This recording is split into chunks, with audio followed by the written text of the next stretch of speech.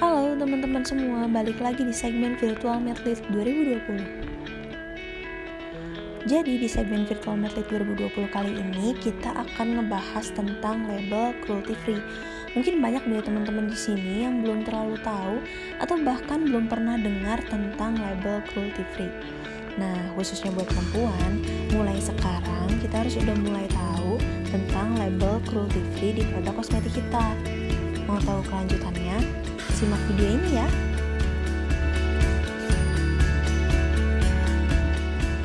Nah, sebelum masuk ke inti pembahasan penelitian kali ini, mari kita simak beberapa informasi berikut. Beberapa tahun terakhir ini, industri kosmetik di Indonesia mengalami pertumbuhan yang sangat pesat. Banyak brand-brand lokal baru yang bermunculan dan mulai mendominasi pasar di dalam negeri. Hal ini juga diikuti oleh peningkatan jumlah permintaan kosmetik di Indonesia, terutama dari kalangan remaja dan juga mahasiswa. Sebenarnya, setiap produk kosmetik yang ada di pasaran telah memuat informasi produksi maupun bahan-bahan yang terkandung di dalamnya. Namun, seringkali ada informasi penting yang luput dari perhatian kita. Salah satunya adalah label cruelty free dan no animal testing. Menurut laporan tahun 2016 oleh organisasi People for Ethical Treatment of Animals, lebih dari 250 merek kosmetik masih menggunakan praktik yang membahayakan lebih dari 27.000 hewan setiap tahunnya. Nah, seiring mulai diserukan kampanye cruelty free dalam pengujian kosmetik, maka hal ini juga dapat meningkatkan awareness dan meningkatkan kesadaran konsumen atas kekuatan yang mereka miliki untuk dapat membuat keputusan pembelian yang bijak dalam pembelian kosmetik.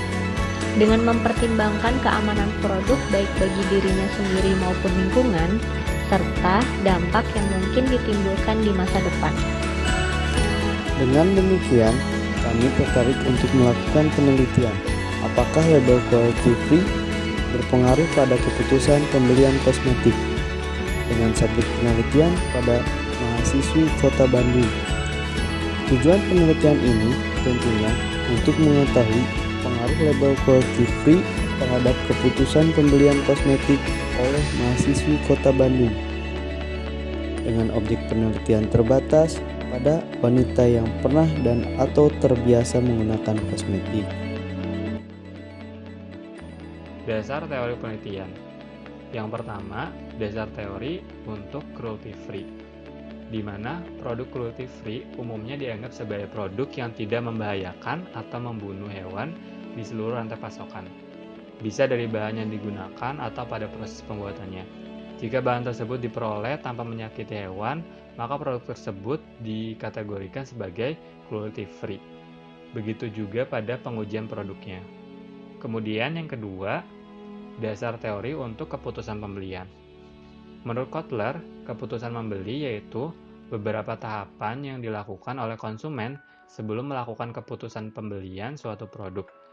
5 tahapan keputusan pembelian diantaranya adalah yang pertama, pengenalan kebutuhan, yang kedua, pencarian informasi, yang ketiga, evaluasi alternatif, yang keempat, keputusan pembelian, dan yang terakhir, tingkah laku pasca pembelian. Nah, selanjutnya untuk metode penelitian yang digunakan di sini adalah explanatory research.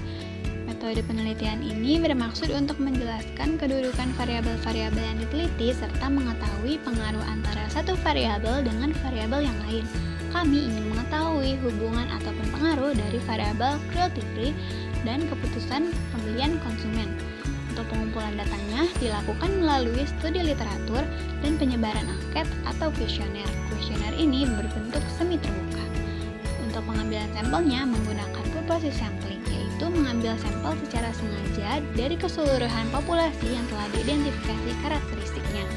Sampel dari populasi di sini mempunyai ciri-ciri seorang mahasiswi berjenis kelamin perempuan dan pernah atau terbiasa menggunakan kosmetik.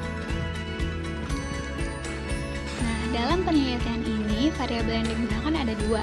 Variabel pertama adalah cruelty free, di mana variabel ini sebagai variabel independen, dan variabel yang kedua adalah variabel keputusan pembelian sebagai variabel dependen. Karena rumusan masalah di sini mempertanyakan mengenai hubungan antara dua variabel, maka hipotesis yang digunakan adalah hipotesis asosiatif.